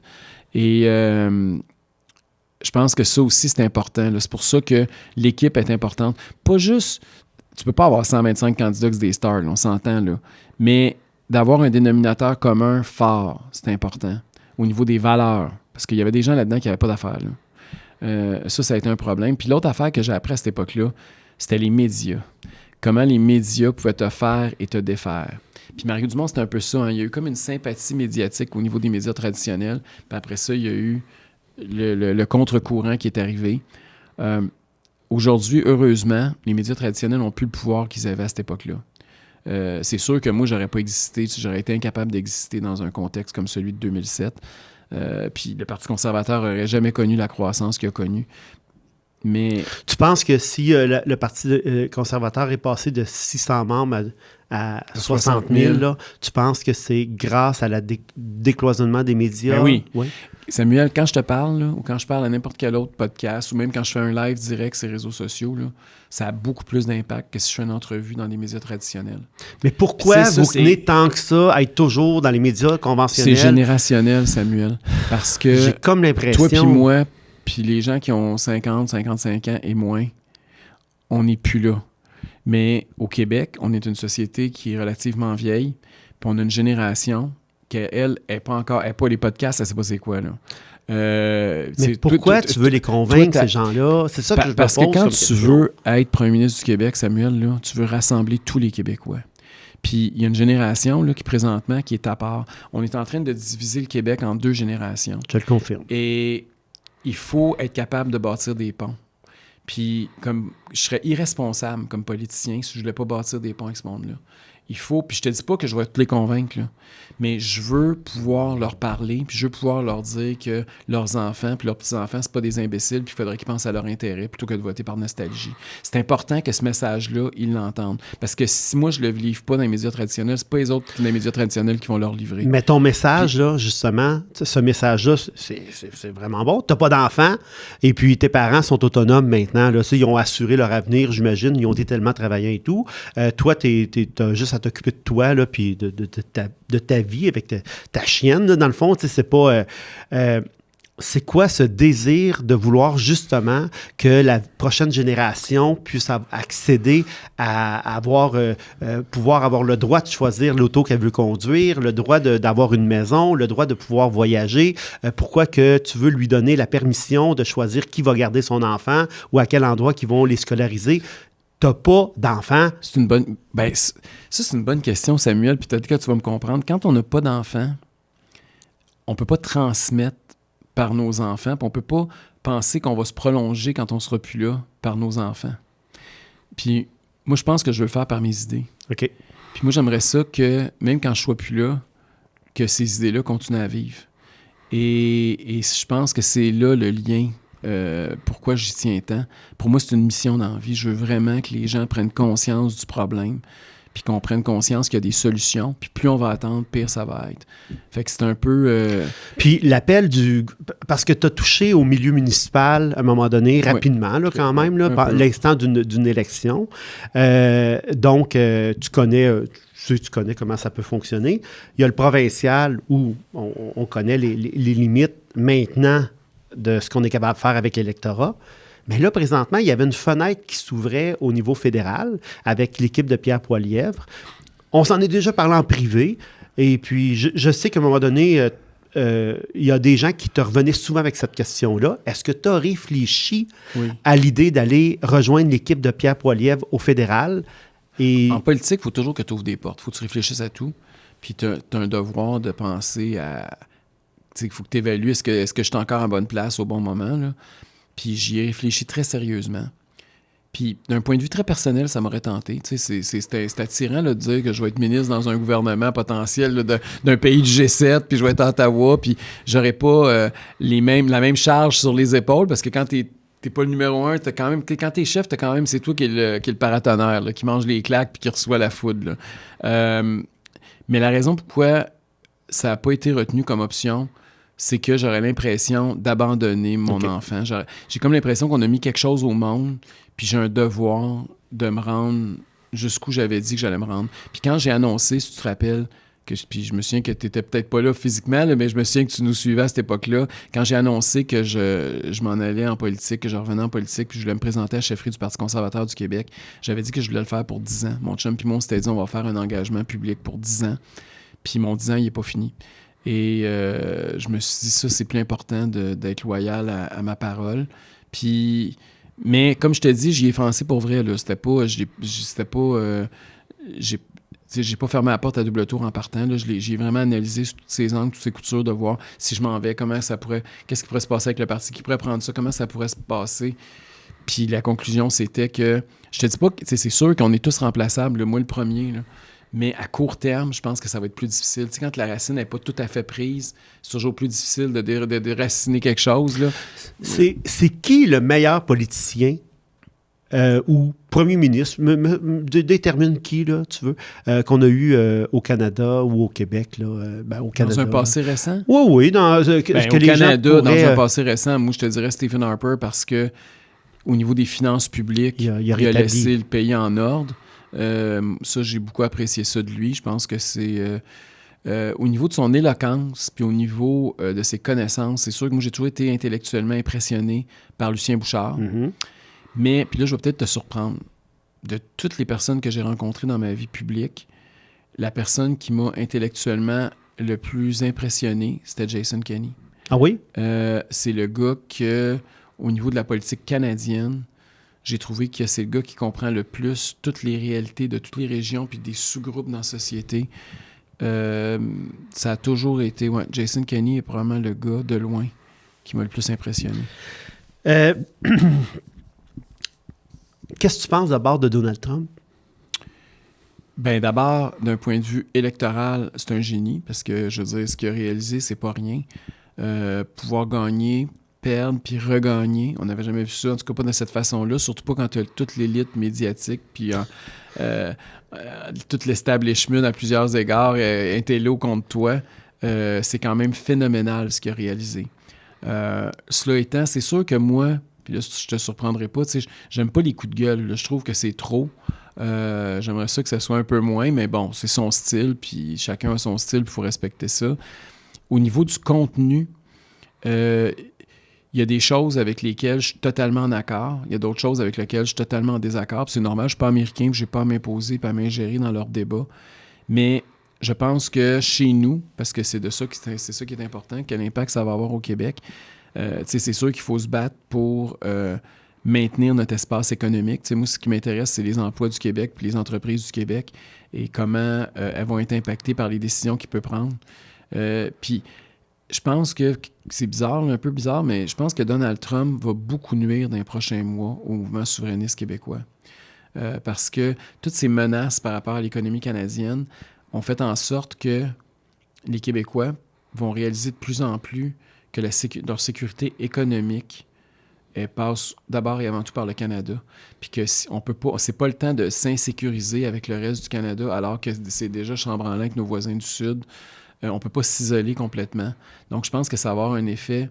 puis Puis au niveau énergétique, ça, c'est une chose qui me réjouit aussi. Je pense qu'il y a beaucoup de Québécois qui vont prendre conscience dans les prochains mois de l'importance d'être autonome en matière énergétique. Parce que l'autonomie, là, c'est pas juste d'avoir ton drapeau aux Nations Unies puis de voter oui à un référendum, là. La vraie autonomie, c'est stratégique, l'énergie, là, puis c'est que tu sois capable de t'autosuffire. Et le Québec... Et d'être attrayant aussi. Oui, puis le Québec a choisi de ne pas le faire. Le Québec a choisi de dire non, nous autres, le pétrole, c'est sale, on est des écolos. Fait qu'on va tout importer 100% de notre gaz naturel, par exemple, ou notre pétrole, puis on va laisser les autres se salir. Je pense que là, il y a des gens qui vont prendre conscience qu'on a quelque chose, on a la plus grosse réserve de gaz naturel non exploitée au monde sous nos pieds. Il va falloir commencer en tant que Québécois à exploiter nos richesses, puis à les mettre de l'avant, puis à s'enrichir collectivement. Qu'est-ce que ça signifie pour un Québec, si tu prends le pouvoir, qu'est-ce que ça signifie pour le Québec, justement, au niveau de l'énergie, au niveau de sa puissance de développer cette énergie-là, sa capacité d'enrichissement? Qu'est-ce que ça signifie pour les jeunes de 18 à 34 ans qui nous écoutent présentement? Il y en a très peu, je tiens à te le dire. Mon blog rassemble surtout des gens de 45, 55 ans et plus même. Mais si on était capable de tirer un extrait de notre entretien qui s'adresse aux 18-34 ans. Là. Bien, d'abord, ça va créer de la richesse pour ces gens-là. Ça va créer des jobs beaucoup plus payantes. Là, on s'entend, c'est une industrie qui est extraordinairement payante. Tu sais, cette génération-là, là, on lui a pelleté sur les épaules des dettes astronomiques au niveau des gouvernements. On a un système de santé qui coûte une fortune, puis avec une population qui vieillit, qui va coûter de plus en plus cher, avec de moins en moins de monde pour payer. On a des régimes de retraite où on a donné à certaines personnes, pour chaque dollar qu'ils mettaient dans le pot, on leur donnait 7 $ quand ils sortaient à la retraite. Aujourd'hui, les jeunes vont être contents, vont être chanceux s'ils s'en sortent avec 30 cents, qui vont leur revenir pour chaque dollar qu'ils ont mis dans la Régie des rentes du Québec. Donc, tout ce système-là, là, il a été fait contre eux. Si on ne veut pas les appauvrir, il y a une seule façon, il faut créer de la richesse. Puis ça passe. Le Québec a toujours exploité ses ressources naturelles. C'est comme ça que le Québec s'est développé à la base, là. On a exploité toutes nos ressources qui sont chez nous. On a la chance d'être dans un des territoires les plus riches au monde en termes de ressources, mais il faut les exploiter, à commencer par nos hydrocarbures. Mais si c'est ça qui pourrait changer la donne, oui. Mais pourquoi que c'est pas le message sur lequel vous cognez pas chaque jour de votre vie pour l'expliquer, cette création de richesse-là, l'impact que ça pourrait avoir dans la vie des gens qui souffrent, qui ont besoin de faire remplacer leur hanche, aller à la personne qui a besoin de se faire scolariser. Je pense qu'il faudrait parler plus de l'exploitation de nos ressources. C'est pas des caves. Si on leur parle avec des mots pour qu'ils comprennent l'impact que ça va avoir et c'est quoi la possibilité pour une... Trump est en train de dire à ses citoyens, là, présentement, il est en train de dire, moi, là, je vais vous trouver des façons de baisser vos impôts parce que je veux que vous ayez plus d'argent dans vos poches. Ça parle en petit péché parce que la personne, elle réalise, elle va peut-être payer un petit peu plus cher certains produits qui sont importés. Elle aura le choix d'en acheter des non importés produits sur place ou sinon, des fois, un petit peu plus cher des biens importés, mais au moins, elle va avoir plus d'argent dans ses poches. Pourquoi? Qu'est-ce qui est gênant au Parti conservateur de parler justement de l'impact de l'augmentation de la richesse en tant que société? Ça, c'est du socialisme. C'est pas gênant quand on parler, parle de création de richesse communautaire. Là. Et puis, quand on ne sait pas ce que ça donne, quand le jeune, là, il regarde un politicien dire qu'il faudrait exploiter nos ressources, il retient juste le mot « exploiter ». Il retient juste ce mot-là. Il ne retient pas que ça va faire en sorte qu'au lieu de vivre 3 dans un 4,5, de 800 pieds carrés à 2400 piastres, ils vont peut-être pouvoir avoir chacune petit lopin de terre ou peut-être chacun un endroit où vivre. Qu'est-ce qui fait que le Parti conservateur, à chaque fois qu'il ouvre la bouche, la seule chose qu'on souhaite, c'est le contredire, puis c'est de dire que c'est des idées pas bonnes pour nous autres? Est-ce qu'au Québec, on est vraiment né pour un petit pain? Mais je pense que tu as raison que ça a été difficile de parler de cet enjeu-là. D'ailleurs, M. Legault avait commencé. Hein, il était d'accord au début avec l'exploitation de nos richesses. Puis là, quand il est arrivé au pouvoir, il a un livre. Il a fait un virage à 180 complètement. Il disait qu'il voulait faire du Québec la Norvège du Nord. Parce que l'establishment montréalais n'était pas d'accord, parce que les écolos ils tombaient sur la tête, parce que les 3 autres partis d'opposition hurlaient. Donc, il a reculé. Mais je pense que la fenêtre d'Overton, la fenêtre de ce qui est politiquement acceptable au Québec est en train de bouger là-dessus. Et ce qui s'est passé aux États-Unis, ce qui est en train de se passer ailleurs dans le monde, il y a un mouvement. Là, c'est pas Donald Trump qui est comme le symbole de ça, là, mais le mouvement de fond est beaucoup plus gros et beaucoup plus important que Donald Trump. Là, quand on parle de ce qui se passe au niveau de la mondialisation, c'est pas juste Trump. Là, en Australie, partout. En Australie, en Argentine, en Italie, puis même dans tous les pays du monde, vous voyez qu'il y a une montée. Il y a quelque chose qui est en train de se produire. Puis au Québec, on n'est pas à part, on n'est pas déconnecté du reste de la planète. Là. Donc ça va bouger. Puis il faut qu'il y ait une entité politique. Puis c'est pour ça que je pense que c'est important que le Parti conservateur du Québec reste, parce qu'on a notre raison d'être sur l'échiquier politique. On a 4 partis qui sont pareils. Si on s'en va, là, ça va être bonnet blanc ou blanc bonnet pour qui vous allez avoir le choix de voter aux prochaines élections. Là. OK. PCQ est élu. Oui. Et puis vous avez la majorité. Oui. C'est quoi ta première décision? La première, écoute, j'en ai 3-4, là, mais je pense que pour être cohérent avec moi, ce que je te disais au départ, je pense que la première priorité pour moi, ça va être d'équilibrer. Je sais bien que c'est pas populaire, mais il faut falloir qu'on arrête de dépenser plus que ce qu'on fait. C'est la base. N'importe quel bon gestionnaire puis bon père de famille vous dirait, la première étape, là, c'est d'arrêter de fermer le robinet puis d'arrêter de dépenser comme des débiles puis d'endetter. Ça, je pense que c'est la chose responsable qu'il faut faire dès le jour 1. Par rapport à ça, pour créer de la richesse, tu viens de le mentionner, il va falloir qu'on commence à exploiter nos ressources, puis ça va falloir qu'on mette l'emphase là-dessus. Puis comme troisième priorité aussi, je pense que c'est au niveau du système de santé, parce que c'est quand même la plus grosse de loin, la plus grosse dépense du gouvernement à l'heure actuelle. Il faut instaurer de la concurrence pour améliorer la qualité des soins aux patients. Il faut permettre l'addition du privé en santé. Je pense que ça, si on faisait juste... En politique, là, je sais que si on prend le pouvoir, là, on ne fera pas 500 affaires. Là. Tu peux pas fesser sur tout en même temps. Mais si on en prend 3-4, là, je pense que ça, c'est 3-4 bons qu'on serait capable de livrer. Présentement au Québec, par rapport à quand tu as pris conscience là, que tu pouvais t'impliquer au niveau politique, tu étais très jeune, ta première carte de membre, 16 ans. Tu n'avais pas le droit de voter. Parti québécois. Mais tu avais le droit d'acheter une carte de membre. Puis non seulement j'avais le droit d'acheter une carte de membre, j'ai devenu président de mon association, alors que j'avais pas le droit de vote. C'est ça. Puis donc, tu as eu conscience là, à ce moment-là que c'était un devoir. En tout cas, c'était un intérêt pour toi de t'impliquer par rapport à ça. Qu'est-ce que tu regrettes du Parti québécois ou de cette idéologie-là qui était à ce moment-là avec René Lévesque et tout ce monde-là? Qu'est-ce que tu regrettes que tu aurais aimé qu'il continue dans notre société ou qu'on mette l'emphase ou qu'on conserve? Bien, le Parti québécois a mal vieilli. Le Parti québécois était une coalition à l'époque. Hein. C'était un parti où il y avait différents gens qui avaient différentes idées, mais qui étaient très fiers, qui étaient nationalistes, qui étaient québécois. Et ce que je regrette, c'est que ce parti-là est devenu une espèce de Québec solidaire, avec moins d'immigrants. Là. Mais tu sais, j'ai l'impression qu'ils se sont Québec solidarisé. Là. Beaucoup, beaucoup. Puis ça, je pense que ça a été... c'est ça qui a tué le mouvement, quant à moi, puis leur élan. Est-ce qu'il y a trop d'universitaires dans certains partis? Bien, il y a certainement trop de gauchistes. Ça, c'est clair. Je sais pas, c'est pas parce que tu es universitaire que tu es automatiquement à gauche, là, mais je pense que le parti a fait un virage. Je sais pas s'ils l'ont fait intentionnellement ou ça s'est fait naturellement, mais les gens des régions, les gens plus conservateurs, les gens d'affaires, les entrepreneurs ont de moins en moins de place dans ce parti-là. Puis ceux qui restent sont en contradiction avec eux-mêmes. Et c'est triste de voir comment ça a évolué. Moi, j'ai beaucoup, beaucoup de difficultés à comprendre comment tu veux être un parti qui dit « Vive le Québec libre », mais que tu veux rendre les Québécois moins libres. Il y a un paradoxe au Parti québécois à l'heure actuelle. Puis on l'a beaucoup vu dans la crise sanitaire, on le voit présentement avec la crise climatique. C'est un parti qui a un discours qui est totalement contradictoire, parce que d'un côté, ils veulent être beaucoup plus indépendants du fédéral, puis ils veulent que le Québec, comme gouvernement, soit plus libre de ses décisions, mais ils veulent pas que les Québécois soient plus libres de leurs décisions, puis ils veulent pas que les Québécois soient plus libres.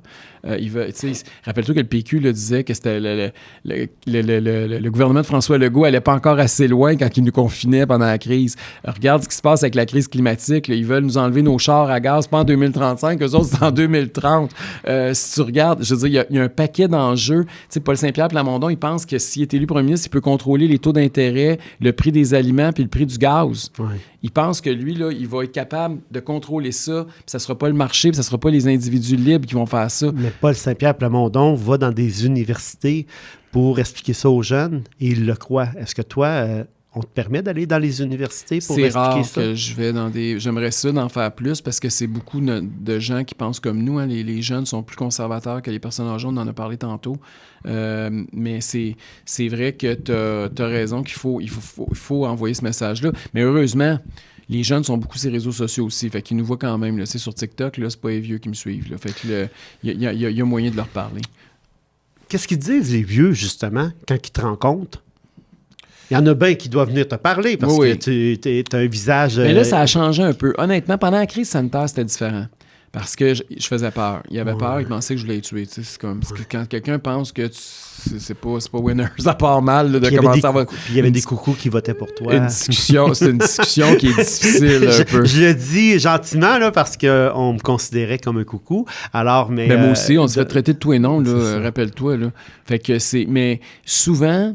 Ils ont de la difficulté à comprendre parce que, puis, ils sont pas méchants, là. Il faut comprendre ça aussi. Nous autres aussi, il faut comprendre pourquoi ils sont dans cette paradigme-là. Pour eux autres, la politique, c'est des oui puis des non. C'est bleu ou rouge. Oui. C'est un pays, la capitale à Ottawa ou à Québec. Parfait. Bon, fait qu'ils sont dans cette... Pour eux autres. Puis là, nous autres, on arrive avec des idées, là, sur la ressource naturelle, puis sur le privé en santé, puis sur la dette. Puis c'est comme, pour eux autres, c'est comme si c'est pas de la politique, tu comprends? Pour eux autres, là, on n'est pas dans le vrai débat. Alors que pour nous autres, c'est eux autres qui sont pas dans le vrai débat pantoute, là. Fait qu'il faut... Puis, tu sais, c'est souvent ça, c'est une espèce de clash qui est pas juste idéologique, c'est juste la façon dont ils voient la politique qui est totalement différente de nous autres. Il faut expliquer pourquoi... Qu'est-ce que tu leur offres aux plus vieux qui sont pas intéressés à toi, là? Qu'est-ce que tu pourrais leur offrir qui ferait en sorte que ce serait point de vue électoral seulement. Là. Ça serait peut-être pas bon pour nos finances. Mais la santé, je veux dire, le système de santé, ceux et celles qui en souffrent de ton le système, plus, ben, ils en veulent pas, mais est-ce qu'ils veulent vraiment finir dans des chambres miteuses, puis attendre sur des listes d'attente, puis poireauter pendant des années pour un système qui ont payé toute leur vie, puis avoir une qualité de soins qui soit médiocre, qui soit pas à la hauteur de l'effort qu'ils ont fait pour avoir ce système-là? Moi, je pense pas. Je pense qu'il y a beaucoup de personnes âgées, puis souvent, c'est ça, hein? Souvent, les personnes âgées qui passent leur hiver en Floride, parce qu'il y en a beaucoup des Québécois qui font des snowbirds, souvent, ces gens-là ont une ouverture un peu plus grande. Parce qu'ils se sont promenés sur l'autoroute à Miami, puis ils ont vu que les listes d'attente, c'est 3 minutes, que c'est comme c'est écrit sur le bord de l'autoroute. Ouais. Puis pendant la crise sanitaire, ils ont vu qu'il n'y avait pas de flèche sur le Provigo, au Publix, là, eux autres, là, mais il n'y avait pas de flèche à l'épicerie, puis il n'y avait pas de plexiglas, puis il n'y avait pas de couvre-feu, puis il n'y avait pas de masque. Puis que le monde poulet est 3 fois moins cher. Puis qu'il y a des choses qui sont moins chères. Fait qu'il y a des affaires qu'ils voient, puis quand les Québécois sortent, puis les personnes âgées vont beaucoup en Floride, ils se rendent compte, coudonc, ah oui, c'est vrai, en Floride, il y a ça aussi, puis ça a de l'allure. T'sais, quand je leur parle du système de santé, souvent, leur référence, ils me disent, ah oui, en Floride, j'ai été malade, ça a pris une demi-heure, j'ai appelé le médecin, j'étais allé à la pharmacie, il m'avait déjà envoyé la prescription. Tu vois l'efficacité du système qu'ils n'auront jamais au Québec si on continue avec le monopole public. Et je pense que ça, c'est une façon de les convaincre. Ça, c'est peut-être l'enjeu le plus important pour les personnes âgées, parce qu'on vieillit toutes, hein, puis dans la santé, ben veut pas, on en a de plus en plus besoin du système quand on arrive en fin de vie. Mais on a besoin d'eux pour... vous avez besoin d'eux pour pouvoir emporter des sièges. Pourquoi vous n'êtes pas plus électoraliste que les autres partis sont? Moi, quand je les vois aller, les autres partis, que je vois qu'ils promettent des choses qui vont nous mettre dans le chenoute, mais qu'ils n'ont pas le choix parce que c'est eux autres qui déterminent qui est au pouvoir, pourquoi vous ne jouez pas cette game-là, vous autres, au Parti conservateur du Québec? Écoute, c'est une drôle de question parce que, tu sais, l'exemple le plus flagrant pour moi, ça a été la distribution de chèques aux dernières élections. Ben oui, pour moi, ça a été le plus odieux. C'est ça que je pensais. Tu sais, on a endetté des jeunes pour imprimer des chèques pour acheter des votes. Puis, grosso modo, c'est ça. On n'a pas donné de frigidaire, mais c'était l'équivalent. Ben, c'est encore pire parce qu'on donnait à tout le monde. Les frigidaires, ils en donnaient un par famille. Fait que mais c'est ça, il y a quelque chose qui s'est produit dans... Puis tu peux pas... Il me semble que ça serait totalement hypocrite, puis ça serait... Je me semble que je serais pas crédible, puis ça me tente pas de le faire non plus, mais je pourrais pas rembarquer dans cette game-là. Voyons, je peux pas dire dénoncer ça puis le faire Qu'est-ce moi-même. que vous allez faire de différent aux prochaines élections que vous avez faites à la dernière élection, puis vous dites « Oh, OK, ça, merci, on va maintenant avoir une stratégie différente. » Quelque chose que tu peux nous parler publiquement, exemple, est-ce que vous allez visiter toutes les régions Non, on va plus se concentrer dans les châteaux forts, ça c'est sûr. Premièrement, maintenant, on le sait où est-ce qu'on est fort. C'est vrai Rappelle-toi qu'avant, qu'à la dernière fois, il y avait jamais, on n'avait pas il y avait de 1,5% des gens qui votaient. Oui, mais ça voulait rien dire. Ça voulait rien fait qu'on on savait même pas où ça allait lever puis où ça levait pas. C'est vrai, t'as raison. On était à l'aveuglette, hein. Puis il y a des fois, il y a des affaires qu'on pensait que ça allait lever, que ça n'a pas levé pantoute. Il y a des affaires qu'on savait pas que ça levait, puis nous autres, on l'a jamais vu venir. Donc, on va être beaucoup moins à l'aveuglette, là. Ça va être un peu plus méthodique. Tu vas être aussi gentil? Écoute, ça, c'est ma nature profonde. C'est ta nature. Explique-nous-le. Je me transformerai pas en goon, là. Je suis pas... ça m'intéresse pas. Je suis capable d'être ferme quand même, là, mais de pas être gentil... Puis ça, c'est drôle parce que souvent, les gens qui m'aiment beaucoup, qui aiment le parti ou qui aiment nos idées, me trouvent trop gentil. Mais, tu sais, je serre des mains, là, puis mettons, je vais rencontrer un gars comme toi, ils vont me dire, là, Éric, il faudrait que tu sois un peu plus agressif, puis dis-leur, puis envoie les chier, puis le gars dit que c'est un trou de cul, mais c'est comme ça, là. Puis là, je dis, OK, merci, monsieur, là, je m'en vais d'abord. Puis là, il y a une petite madame qui va venir me voir, elle me dit, monsieur Duhem, je vous aime beaucoup, mais parlez pas de vos adversaires, parlez positivement, parlez de vous. Tu sais, chaque personne a son approche. Moi, je suis quelque chose entre les deux, j'imagine. Okay. Puis je peux pas me dénaturer, tu sais, je ferais pas semblant de jeter les gants puis de m'enrager puis crier après quelqu'un si c'est pas moi, tu sais. Faut qu'à un moment donné, il faut que tu sois authentique aussi là, en politique. Tu peux pas toujours faire semblant, là, ça marchera pas. Mais peut-être plus ferme, oui. C'est sûr que il y a des affaires... C'était ma première élection. Conseiller un chef puis être un chef, c'est deux choses bien différentes. Ah ouais? Ben... Conseiller, là, ultimement, tu rentres chez vous le soir, puis le chef, il a décidé de faire qu'est-ce qu'il voulait. Toi, tu as donné tes conseils, puis ta journée est finie, puis personne ne te reconnaît, puis tu t'en retournes dans l'anonymat. Quand t'es chef, là, t'assumes. OK. Puis c'est facile de dire à quelqu'un, fais telle affaire, de l'entendre, puis d'essayer de le faire, c'est un autre paire de manches. Puis, fait que moi, j'ai eu la chance de vivre des deux. C'est rare, ça. Des chefs qui ont été aussi en arrière des rideaux. Là. J'ai vraiment fait les deux côtés moi, ce que je trouve politique. Je veux pas te couper, mais non, il y a quelque chose que je trouve qui est spécial, c'est quand je te vois en duplex avec Mario Dumont. Oui. J'arrive pas à comprendre comment vous pouvez vous traiter comme deux étrangers en direct. Ça n'a pas d'allure, je veux dire. Il te vous voit, il te méprise pas, là, mais... Il y a un ton, des fois, qui est condescendant. On dirait qu'il y a quelque chose à prouver à quelqu'un. Je veux pas y mettre de fausses intentions, mais si bolac. Qu'est-ce que tu penses de ça, toi? Ce gars-là, t'as mangé à la même table que lui, là, puis dans le même autobus. J'ai sacrifié des années de ma vie pour essayer de me faire élire premier ministre du Québec. Là. Bon, explique-moi comment est-ce que c'est possible là, qu'on le ressent, nous autres, en écoutant à la télé, là, qu'il y a quelque chose qui...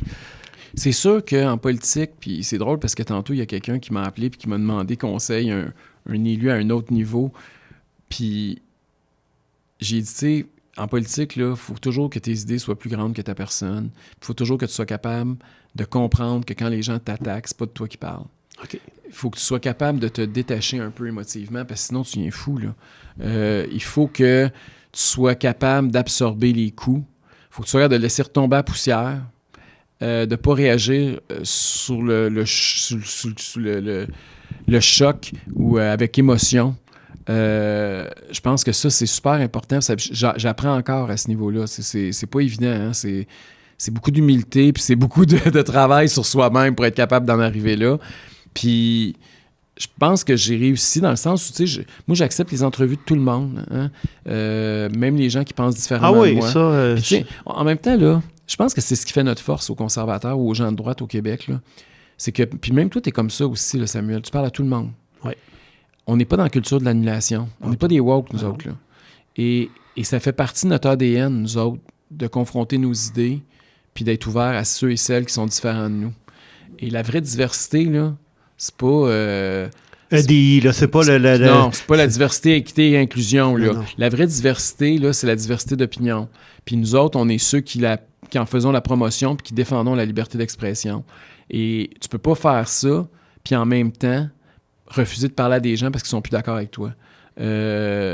Puis manquer de respect à des gens qui sont pas d'accord avec toi, tu fais rien avancer. Fait que, tu sais, chaque être humain, on ne sait pas ce que l'avenir nous réserve. Tu sais. Ces gens-là, là, nous autres, là, on est quoi? 12, 13, 14, 15%. Là. Si on veut gagner le pouvoir, il va falloir qu'on soit pas mal plus. Fait qu'il va falloir qu'il y ait des gens qui ont été contre nous pendant des années qui rentrent au bercail. Puis si on a l'attitude négative puis qu'on les insulte, ils viendront pas vers nous.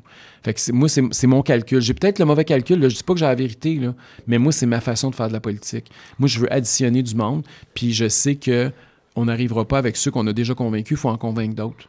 Puis je garde la main ouverte puis le cœur ouvert. C'est quoi ta liberté? Parce que tu défends beaucoup de libertés. Tu as parlé dans ton premier livre de l'État contre les jeunes. C'était les libertés pour les jeunes, puis le droit d'obtenir ce que les grands-parents et les parents avaient eu. Libérez-nous des syndicats. Ben, le droit à quelqu'un à une petite entreprise, puis à une petite entreprise aussi, de pouvoir être compétitif, puis de se faire représenter à la SAQ, parce qu'ils ont des problèmes. Ça, c'est dans la SAQ, pouce le bouchon. Libérez-nous des syndicats, c'est que tu traitais de la liberté individuelle, hein, aussi, de quelqu'un qui travaille. D'être membre ou pas, etc.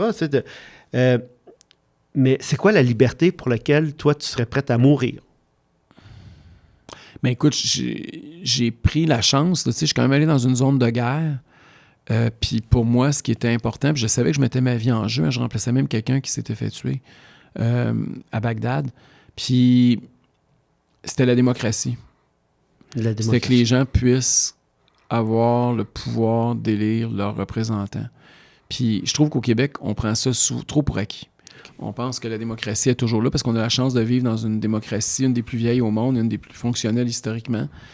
Mais moi, je m'inquiète pour la démocratie au Québec depuis quelques années. Puis je le vois, l'érosion. Puis je sais qu'il y a des gens qui la voient pas. Puis c'est pas parce qu'ils sont pas d'accord, c'est parce qu'ils sont pas sensibles à cette réalité-là.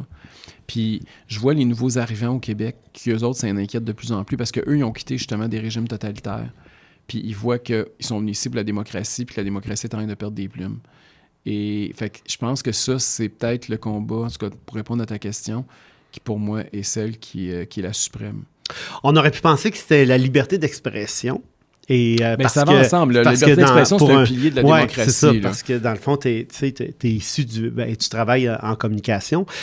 Le jour que tu prendras ta retraite du milieu politique, est-ce que tu t'en vas t'ouvrir une petite auberge en Gaspésie ou tu retournes au micro? J'ai aucune idée. Comme je t'ai dit tantôt, j'ai pas de plan de carrière. Ouais. Je sais pas combien de temps ça va durer. Puis à la limite, c'est pas moi qui va décider. OK. Quand tu es en politique, c'est les gens souvent qui décident quand est-ce que tu es passé date ou quand est-ce que tu es encore in. J'arrive à un âge, j'ai 55 ans, j'arrive à un âge où je réalise que je pourrais pas faire tout ce que je voulais faire dans la vie. OK. Puis qu'à un moment donné, il faut faire des deuils. Mais c'est jeune... dans le sens où... Tu sais, tantôt, je te parlais de ma carrière à l'international. Oui. Je me voyais faire toutes sortes d'affaires à l'international. Je me voyais faire toutes sortes Il y a plein... Dans le domaine des affaires, dans le domaine immobilier, c'est un domaine que j'adore. Dans le domaine... Il y a plein d'affaires que j'ai comme... J'aimerais ça être un chef cuisinier. J'aimerais ça, tu sais, j'ai plein de passions. Puis j'arrive à l'âge où tu te dis, je pourrais pas toutes les faire, tu sais, de toute évidence. Là. J'ai déjà eu la chance d'en faire quelques-unes, ce qui est exceptionnel. Mais... On réalise quand même qu'il nous en reste moins que ce qu'on a vécu. Fait qu'à un moment donné, il faut commencer à essayer de cibler ce qui est le plus fondamental pour nous. Fait que pour revenir au sujet de départ, qu'est-ce que je ferais après la politique? Écoute, je sais pas. Je vais essayer. Ma première priorité, ça va être d'être heureux avec mon chum puis mon chien. Je pense que c'est ça, de revenir à la base. Parce que quand tu fais de la politique, tu abandonnes un peu tes proches puis les gens que t'aimes pour toutes sortes de raisons. C'est un sacrifice. Mais le reste, je sais pas. Au moment qu'on enregistre le podcast, c'est ton retour officiel au travail parce que avant les fêtes, tu as eu comme un avertissement quand même assez sévère. Comment tu vas aujourd'hui par rapport à ta santé? Je vais très bien. Écoute, pour ceux qui ne sont pas au courant, le 6 décembre au soir dernier, à 10h le soir, je suis couché dans mon lit et à la hauteur du sternum, donc juste ici, là, j'ai une espèce de boule de feu qui part. Mon chum est couché à côté de moi, il se lève, il va me chercher 2 antiacides. On pense que je suis en train de faire une indigestion ou que j'ai mal digéré mon souper, c'était trop épicé ou je sais pas quoi. Et là, la boule, je prends les 2 antiacides, évidemment, ça fait rien. Là, la boule de feu est de plus en plus intense. Je me tords de douleur, j'en peux plus, j'ai jamais ressenti ça de ma vie. Mon chum, pour enlever la douleur, me revient avec 2 aspirines qui m'ont potentiellement sauvé la vie. Parce que, sans le savoir, ça éclaircit le sang. Mm-hmm. Puis moi, à ce moment-là, j'avais 3 artères de mon cœur de bloquées. et ça a permis à un peu de sang de rentrer dans le cœur pour pouvoir continuer à le faire fonctionner. Euh, et là, après ça, je me suis mis à engourdir tout le côté gauche. Puis là, j'ai compris que c'était pas pantoute une indigestion, pour s'en aller d'urgence à l'hôpital. Puis heureusement, j'ai été pris en charge très rapidement. Et le lendemain matin, on a dégonflé, là, on a rentré des ballons dans mes artères pour les ouvrir, là, les libérer. Puis on a mis des stents, là, des espèces de petits tubes en broche là, comme tuteur pour garder les artères ouvertes. Et depuis ce temps-là, je vais parfaitement bien. Mais tu as raison, ça m'a envoyé un avertissement. Tu sais, quand on frôle la mort comme ça, ça nous dit wow, j'ai pas l'âge pour mourir, puis il me reste bien des affaires à faire dans la vie. Fait que je pense que ça aussi, ça fait que tu priorises un peu. Puis les événements un peu plus stressants, je vais essayer de les éliminer aussi. Fait que ça, c'est. Tu sais, quand tu gères un parti comme le mien, je suis parti avec une petite équipe. Fait que, tu sais, moi, tous les candidats, ils ont tout mon numéro de cellulaire, puis tous les organisateurs dans tous les comtés, je les connais, puis tout ce qui se passe, ça remonte toujours à moi, puis c'est normal parce que tu étais là quand c'était tout petit, mais là, on est rendu une grosse organisation. Je peux plus tout prendre sous mes épaules. À un moment donné, il faut voir que je focalise sur Tu l'essentiel. ne rappelleras pas tout le monde comme tu avais eu l'intention de faire, là, un par un, pour les remercier. J'avais commencé déjà. Je vais le finir je vais le faire dans Arthabasca, là, parce qu'il va y avoir une élection partielle importante. Et d'ailleurs, les gens qui vivent à Victoriaville puis dans la région des Bois-Francs, là, je veux passer beaucoup de temps dans les prochains mois parce que ça pourrait être une élection qui permette au Parti conservateur du Québec de faire son entrée à l'Assemblée nationale. Fait que c'est ça. Justement, je vais focaliser mes énergies sur les choses importantes comme la circonscription d'Arthabasca.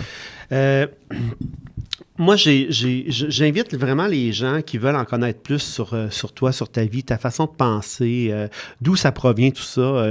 Frédéric Têtu a écrit une biographie à ton sujet, puis vraiment, j'ai trouvé ça génial parce que ça se lit. Bon, écoute, là, je suis rendu à ma deuxième lecture, là, Wow. et puis, et franchement, on comprend. On comprend d'où ça vient, cette espèce d'entonnoir là, de pouvoir penser comme tu le penses aujourd'hui, les idées que tu amènes. Donc, pour les gens qui sont intéressés, ils vont apprécier d'en connaître plus sur ta vie par rapport à ça. Il y a des belles anecdotes également. Entre autres, on apprend comment tu es tombé maître de Mia. Oui, mon chien, ma chienne. Une belle histoire. Et puis, je laisse aux gens l'occasion de découvrir ça, mais on apprend que tu es quelqu'un qui travaille beaucoup ses idées, qui va loin, qui prépare ses émissions avec ses co-animateurs. Tu en as eu plusieurs. Tu t'es organisé pour que ces gens-là soient les bienvenus. En terminant, Éric, ça serait quoi tes rêves? Mon rêve, bien, c'est sûr que professionnellement parlant, je rêve d'être premier ministre du Québec pour pouvoir changer les choses, pour pouvoir, qu'on a dit tantôt, notamment, là, éliminer l'équité entre les générations, puis être responsable économiquement au Québec, puis faire prospérer les Québécois, enrichir les gens qui leur laissent plus d'argent dans leur poche, puis que le gouvernement soit un petit peu plus petit, puis que les services soient de meilleure qualité. Je pense que ça, c'est un rêve qui est très, très ambitieux, puis qui est très large. Puis mon rêve, bien, personnel, parce que c'est important d'en avoir aussi, là. Tu sais, je rêve de prendre ma retraite avec mon chum sur un chalet, dans un chalet sur le bord de l'eau, puis de se la couler douce dans les dernières années qui vont nous rester après ça. Ben Éric, merci beaucoup. Ben, merci à toi, Samuel.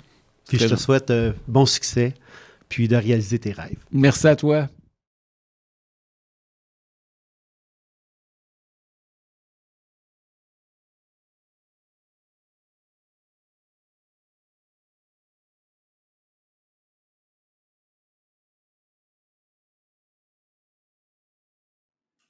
Cette rencontre est également une présentation de Carole Laurando, accompagnatrice holistique. Si vous voulez avoir les réponses que vous cherchez, il suffit de les chercher à la bonne place. Les réponses ne se trouvent pas à l'extérieur de vous, elles sont en vous. Vous pouvez y accéder en vous reconnectant à vous, à votre être, votre essence, et ainsi vous serez en mesure de vous réaligner avec vous-même pour pouvoir vivre en paix et en toute liberté d'être. Êtes-vous prêt pour cette reconnexion à soi? Vous sentez-vous prêt à reprendre votre vie en main et à gagner en autonomie sur le chemin de votre bien-être? Faites confiance à Carole Laurando, accompagnatrice holistique. Elle vous offre même un premier appel gratuit d'une vingtaine de minutes afin de savoir si c'est le bon outil pour votre cheminement. Alors, communiquez avec Carole Laurando, accompagnatrice holistique. Plongez dans l'univers fascinant des plantes médicinales avec le podcast L'Apothicaire. Chaque épisode vous guide à travers les secrets des plantes médicinales afin que vous puissiez intégrer ces trésors de la nature dans votre quotidien. Que vous soyez débutant ou connaisseur, L'Apothicaire vous propose un voyage sensoriel et scientifique au cœur des plantes médicinales bienfaisantes. MG Service Traiteur de Saint-Jérôme. Ils desservent les Basses-Laurentides pour que ce soit une boîte à lunch, un repas ou déjeuner, buffet froid, cocktail. C'est votre traiteur corporatif pour l'événementiel, les anniversaires, les funérailles. Alors, vous n'avez qu'à communiquer avec MG Service Traiteur pour de la fraîcheur, de la qualité, en abondance, un service personnalisé. Savourez la différence.